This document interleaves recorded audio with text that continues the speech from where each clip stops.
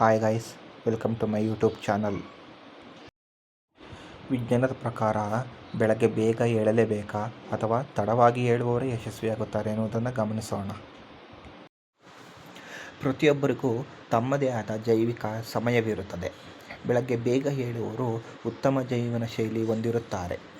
ಸರಿಯಾದ ನಿದ್ರೆ ಇಲ್ಲದೆ ಏಳುವ ಅಭ್ಯಾಸ ಆರೋಗ್ಯಕ್ಕೆ ಹಾನಿಕರ. ಬಹಳಷ್ಟು ಜನರು ಬೆಳಗ್ಗೆ ಬೇಗ ಏಳುವುದೇ ಯಶಸ್ಸಿನ ದಾರಿ ಎಂದು ನಂಬಿರುತ್ತಾರೆ. ಟಿಮ್ ಕುಕ್ನಂತಹ ಉದ್ಯಮಿಗಳ ಉದಾಹರಣೆ ನೀಡುತ್ತಾರೆ. ಆದರೆ ಈ ನಂಬಿಕೆ ಎಲ್ಲರಿಗೂ ಅನ್ವಯಿಸುವುದೆಯೇ? ವಿಜ್ಞಾನ ಹೇಳುವುದೇನು? ಈ ಲೇಖನದಲ್ಲಿ ನಾವು ಬೆಳಗ್ಗೆ ಬೇಗ ಏಳುವುದರ ಮತ್ತು ತಡವಾಗಿ ಏಳುವುದರ ಅನುಕೂಲ ಹಾಗೂ ಅನಾನುಕೂಲಗಳನ್ನು ತಿಳಿಯುತ್ತೇವೆ. ನಿಮ್ಮ ದೇಹಕ್ಕೆ ಯಾವುದು ಸರಿ ಎಂಬುದನ್ನು ಅರ್ಥ ಮಾಡಿಕೊಳ್ಳಿ. ಮೊದಲು, ಜೈವಿಕ ಸಮಯ ಎಂದರೇನು? ತಜ್ಞರ ಪ್ರಕಾರ ಪ್ರತಿಯೊಬ್ಬ ವ್ಯಕ್ತಿಯ ದೇಹದಲ್ಲೂ ಒಂದು ಜೈವಿಕ ಗಡಿಯಾರವಿರುತ್ತದೆ. ಇದನ್ನು ಕ್ರೊನೋಟೈಪ್ ಎನ್ನುತ್ತಾರೆ. ಇದು ನಿಮಗೆ ನಿದ್ರೆ ಬರುತ್ತದೆ ಮತ್ತು ಎಚ್ಚರವಾಗುತ್ತದೆ ಎಂಬುದನ್ನು ನಿರ್ಧರಿಸುತ್ತದೆ. ಇದು ಹೆಚ್ಚಾಗಿ ತಳಿಶಾಸ್ತ್ರದ ಮೇಲೆ ಆಧಾರವಾಗಿರುತ್ತದೆ. ಅಂದರೆ ಕೆಲವರಿಗೆ ನೈಸರ್ಗಿಕವಾಗಿಯೇ ಬೇಗ ಏಳುವ ಅಭ್ಯಾಸವಿದ್ದರೆ ಕೆಲವರಿಗೆ ತಡವಾಗಿ ಎಚ್ಚರವಾಗುತ್ತದೆ. ಮುಖ್ಯಾಂಶಗಳ ಹೋಲಿಕೆ. ಬೆಳಗ್ಗೆ ಬೇಗ ಏಳುವುದರಿಂದ ಅನುಕೂಲ ಹಾಗೂ ಅನಾನುಕೂಲಗಳು. ಉತ್ತಮ ಜೀವನ ಶೈಲಿ, ಹೆಚ್ಚಿನ ಶಕ್ತಿ, ಸಾಂಪ್ರದಾಯಬದ್ಧ ಕೆಲಸದ ಸಮಯಕ್ಕೆ ಹೊಂದಾಣಿಕೆ. ಅನಾನುಕೂಲ: ಆರಂಭಿಕ ಆಯಾಸ, ಕೆಲವರಿಗೆ ಕಡಿಮೆ ಏಕಾಗ್ರತೆ. ತಡವಾಗಿ ಏಳುವುದರಿಂದ ನಂತರದ ದಿನಗಳಲ್ಲಿ ಗರಿಷ್ಠ ಏಕಾಗ್ರತೆ, ನೈಸರ್ಗಿಕ ನಿದ್ದೆಯ ಅಭ್ಯಾಸ.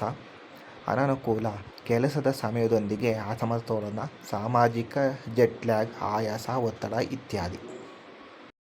ಗಮನವಿರಲಿ, ವಾರಾಂತ್ಯದಲ್ಲಿ ನಿಮ್ಮ ನಿದ್ರೆಯ ಅಭ್ಯಾಸವನ್ನು ಗಮನಿಸಿ. ಅಲಾರಾಂ ಇಲ್ಲದೆಯೇ ನಿಮಗೆ ನಿದ್ರೆ ಬರುತ್ತದೆ ಮತ್ತು ಎಚ್ಚರವಾಗುತ್ತದೆ ಎಂಬುದನ್ನು ಕಂಡುಕೊಳ್ಳಿ. ಬಲವಂತವಾಗಿ ಬೇಗ ಏಳಲು ಪ್ರಯತ್ನಿಸಿ ಆರೋಗ್ಯಕ್ಕೆ ಹಾನಿ ಮಾಡಿಕೊಳ್ಳಬೇಡಿ. ಕಾರ್ಯಕ್ಷಮತೆ ಮತ್ತು ಉತ್ಪಾದಕತೆ. ನಿಮ್ಮ ಕಾರ್ಯಕ್ಷಮತೆ ನೀವು ಏಳುತ್ತೀರಿ ಎಂಬುದಕ್ಕಿಂತ ನಿಮ್ಮ ನೈಸರ್ಗಿಕ ಲಯಕ್ಕೆ ಅನುಗುಣವಾಗಿ ಕೆಲಸ ಮಾಡುವುದರ ಮೇಲೆ ಅವಲಂಬಿತವಾಗಿರುತ್ತದೆ. ಹೆಚ್ಚಿನ ಕಚೇರಿಗಳು ಮತ್ತು ಶಾಲಾ ಕಾಲೇಜುಗಳು ಬೆಳಗ್ಗೆ ತೆರೆಯುವುದರಿಂದ ಬೇಗ ಏಳುವವರಿಗೆ ಅನುಕೂಲವಾಗಬಹುದು. ಆದರೆ ನಿಮ್ಮ ಜೈವಿಕ ಸಮಯವನ್ನು ಅರ್ಥ ಮಾಡಿಕೊಂಡು ಅದಕ್ಕೆ ತಕ್ಕಂತೆ ನಿಮ್ಮ ವೇಳಾಪಟ್ಟಿಯನ್ನು ಬದಲಾಯಿಸಿಕೊಳ್ಳಬಹುದು. ಬೆಳಗ್ಗೆ ಬೇಗ ಏಳುವುದು ಕಡ್ಡಾಯವೇ? ಖಂಡಿತ ಇಲ್ಲ, ಕಡ್ಡಾಯವಲ್ಲ. ನಿಮ್ಮ ಜೈವಿಕ ಸಮಯವನ್ನು ಅರ್ಥ ಮಾಡಿಕೊಂಡು ಅದಕ್ಕೆ ತಕ್ಕಂತೆ ವೇಳಾಪಟ್ಟಿ ಸಿದ್ಧಪಡಿಸಿ. ಬಲವಂತದ ಅಭ್ಯಾಸದಿಂದ ಆರೋಗ್ಯ ಕೆಡಬಹುದು. ಅಥವಾ ನಾನು ತಡವಾಗಿ ಏಳುವವನಾಗಿದ್ದರೆ ಏನು ಮಾಡಬೇಕು? ನೀವು ತಡವಾಗಿ ಏಳುವವರಾಗಿದ್ದರೆ ನಂತರದ ದಿನಗಳಲ್ಲಿ ಗರಿಷ್ಠ ಏಕಾಗ್ರತೆ ಹೊಂದುತ್ತೀರಿ. ಆ ಸಮಯದಲ್ಲಿ ನಿಮ್ಮ ಮುಖ್ಯ ಕೆಲಸಗಳನ್ನು ಮಾಡಿಕೊಳ್ಳಿ. ನಿಮ್ಮ ವೇಳಾಪಟ್ಟಿಯನ್ನು ಅದಕ್ಕೆ ತಕ್ಕಂತೆ ಹೊಂದಿಸಿಕೊಳ್ಳಲು ಪ್ರಯತ್ನಿಸಿ.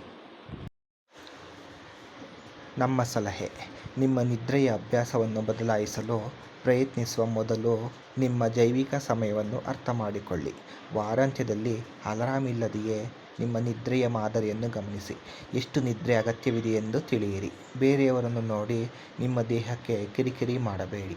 ಸರಿಯಾದ ನಿದ್ರೆಯೇ ಆರೋಗ್ಯಕ್ಕೆ ಮುಖ್ಯ ಎನ್ನುತ್ತಾರೆ ವೈದ್ಯರು.